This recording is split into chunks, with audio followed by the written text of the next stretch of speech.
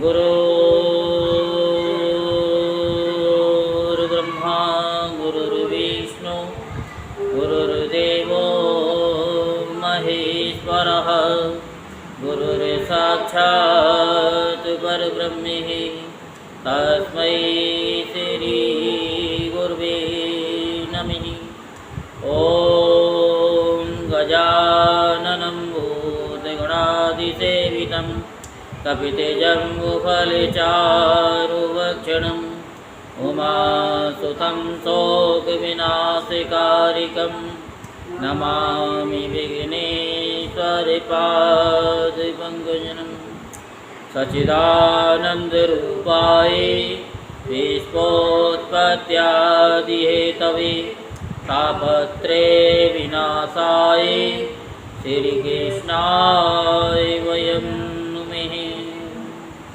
बोल वृंदावन बिहारी लाल की जय, बोल बांके बिहारी लाल की जय। आज हम आपको श्रीमद् भागवत महापुराण में मोहिनी रूप से भगवान के द्वारा अमृत बांटा जाना की कथा सुनाते हैं। तो आप सभी मन को एकाग्र करते हुए शांतिपूर्वक कथा को श्रवण करेंगे और धर्म लाभ प्राप्त करेंगे। श्री सुखदेव जी कहते हैं, परीक्षित, असुर आपस के सद्भाव और प्रेम को छोड़कर एक दूसरे की निंदा कर रहे थे और डाकू की तरह एक दूसरे के हाथ से अमृत का कलश छीन रही थी। इसी बीच में उन्होंने देखा कि एक बड़ी सुंदरी स्त्री उनकी ओर चली आ रही है। वे सोचने लगे, कैसा अनुपम सौंदर्य है, शरीर में से कितनी अद्भुत छटा छिटक रही है। तनिक इसकी नई उम्र तो देखो। बस अब वे आपस की लाग डांट भूलकर उसके पास दौड़ गई। उन लोगों ने काम मोहित होकर उनसे पूछा, कमल नयनी, तुम कौन हो, कहाँ से आ रही हो, क्या करना चाहती हो? सुंदरी, तुम किसकी कन्या हो? तुम्हें देखकर हमारे मन में खलबली मच गई है। हम समझते हैं कि अब तक देवता, दैत्य, सिद्ध, गंधर्व, चारण और लोकपालों ने भी तुम्हें स्पर्श तक न किया होगा, फिर मनुष्य तो तुम्हें कैसे छू पाते? सुंदरी, अवश्य ही विधाता ने दया करके शरीरधारियों की संपूर्ण इंद्रियों एवं मन को तृप्त करने के लिए तुम्हें यहाँ भेजा है। माननी, वैसे हम लोग एक ही जाति के हैं, फिर भी हम सब एक ही वस्तु चाह रहे, इसलिए हम में डहा और बैर की गांठ पड़ गई है। सुंदरी, तुम हमारा झगड़ा मिटा दो। हम सभी कश्यप जी के पुत्र होने के नाते सगे भाई हैं। हम लोगों ने अमृत के लिए बड़ा पुरुषार्थ किया है। तुम न्याय के अनुसार निष्पक्ष भाव से इसे बांट दो, जिससे फिर हम लोगों में किसी प्रकार का झगड़ा न हो। असुरों ने जब इस प्रकार प्रार्थना की, तब लीला से स्त्री वेश धारण करने वाली भगवान ने तनिक हंसकर और तिरछी चितवन से उनकी ओर देखते हुए कहा। श्री भगवान ने कहा कि आप लोग महर्षि कश्यप के पुत्र हैं और मैं हूँ उल्टा। आप लोग मुझ पर न्याय का भार क्यों डाल रहे हैं? विवेकी पुरुष स्वेच्छाचारिणी स्त्रियों का कभी विश्वास नहीं करते। दैत्यों, कुत्ते और व्यभिचारिणी स्त्रियों की मित्रता स्थायी नहीं होती। वे दोनों ही सदा नए नए शिकार ढूंढा करते हैं। श्री सुखदेव जी कहते हैं, परीक्षित, मोहिनी की परिहास भरी वाणी से दैत्यों के मन में और भी विश्वास हो गया। उन लोगों ने रहस्यपूर्ण भाव से हंसकर अमृत का कलश मोहिनी के हाथ में दे दिया। भगवान ने अमृत का कलश अपने हाथ में लेकर तनिक मुस्कुराते हुए मीठी वाणी से कहा, मैं उचित या अनुचित जो कुछ भी करूं, वह सब यदि तुम लोगों को स्वीकार हो तो मैं अमृत बांट सकती हूँ। बड़े बड़े दैत्यों ने मोहिनी की ये मीठी बात सुनकर उसकी बारीकी नहीं समझी, इसलिए सबने एक स्वर से कह दिया, स्वीकार है। इसका कारण ये था कि उन्हें मोहिनी के वास्तविक स्वरूप का पता ही न था। इसके बाद एक दिन का उपवास करके सबने स्नान किया, हविष्य से अग्नि से हवन किया, गौ ब्राह्मण और समस्त प्राणियों को घास चारा अन्न धन आदि का यथा योग्य दान दिया तथा ब्राह्मणों से स्वस्ति वाचन कराया। अपनी अपनी रुचि के अनुसार सबने नए नए वस्त्र धारण किए और इसके बाद सुंदर सुंदर आभूषण धारण करके सब के सब उन कुशासनों पर बैठ गए जिनका अगला हिस्सा पूर्व की ओर था।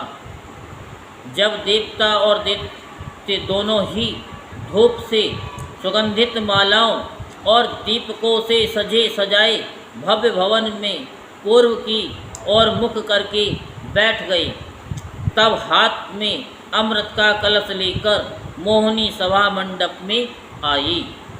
वह एक बड़ी सुंदर साड़ी पहने हुए थी।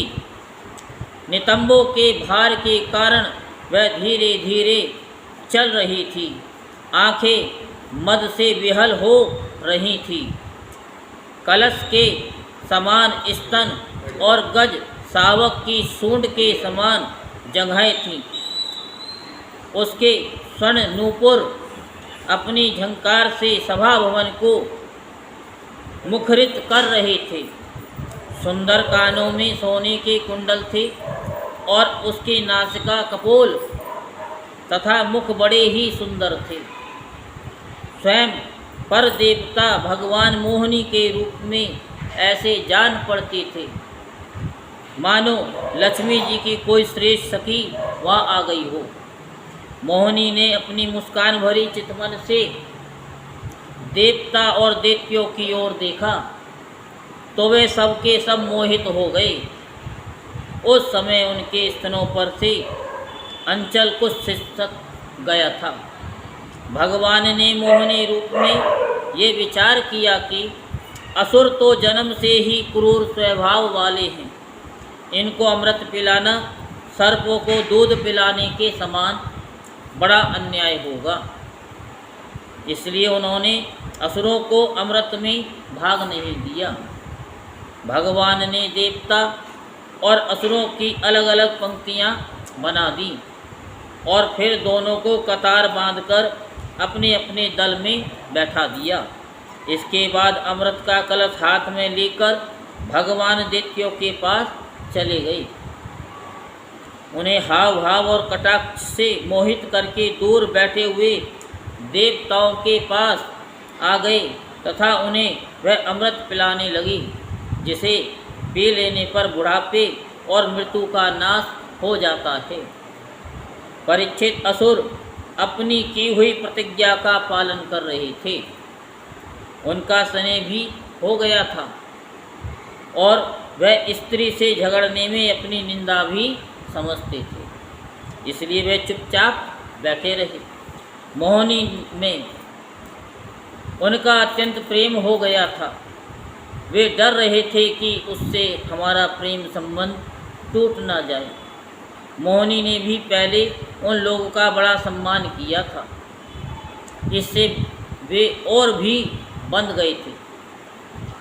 यही कारण है कि उन्होंने मोहिनी को कोई अप्रिय बात नहीं कही। जिस समय भगवान देवताओं को अमृत पिला रहे थे उस समय राहु दैत्य देवताओं का वेश बनाकर उनके बीच में आ बैठा और देवताओं के साथ उसने भी अमृत पी लिया।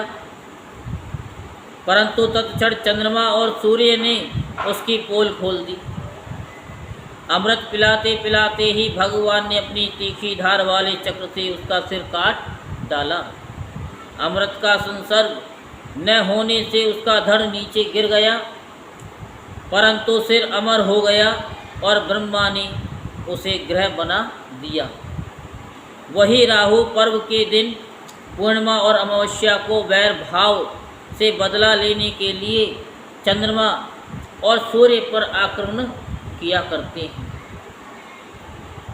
जब देवताओं ने अमृत पी लिया तब समस्त लोगों को जीवन दान करने वाले भगवान ने बड़े बड़े दैत्यों के सामने ही मोहिनी रूप त्याग कर अपना वास्तविक रूप धारण कर लिया। परीक्षित देखो, देवता और दैत्यों ने दोनों ने एक ही समय एक स्थान पर एक प्रयोजन तथा एक वस्तु के लिए एक विचार से एक ही कर्म किया था, परंतु फल में भेद हो गया। उनमें से देवताओं ने बड़ी सुगमता से अपने परिश्रम का फल अमृत प्राप्त कर लिया, क्योंकि उन्होंने भगवान के चरण कमलों की रज का आश्रय लिया था, परंतु उससे विमुख होने के कारण परिश्रम करने पर भी असुरगण अमृत से वंचित ही रहे। मनुष्य अपने प्राण, धन, कर्म, मन और वाणी आदि से शरीर एवं पुत्र आदि के लिए जो कुछ करता है वह व्यर्थ होता है, क्योंकि उसके मूल में भेद बुद्धि बनी रहती है। परंतु उन्हीं प्राण आदि वस्तुओं के द्वारा भगवान के लिए जो कुछ किया जाता है वह सब भेदभाव से रहित होने के कारण अपने शरीर, पुत्र और समस्त संसार के लिए सफल हो जाता है। जैसे वृक्ष की जड़ में पानी देने से उसका तना, टहनियाँ और पत्ते सब के सब सिंच जाते हैं, वैसे ही भगवान के लिए कर्म करने से वे सब के लिए हो जाते हैं।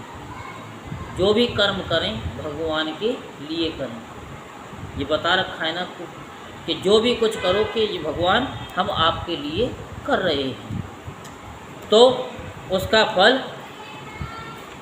अच्छा ही होता है। इससे आगे की कथा हम आपको कल सुनाएंगे। बोल वृंदावन बिहारी लाल की जय, बोल बांके बिहारी लाल की जय। जय जय श्री राधे श्याम, जय जय श्री राधे श्याम, जय जय श्री राधे श्याम।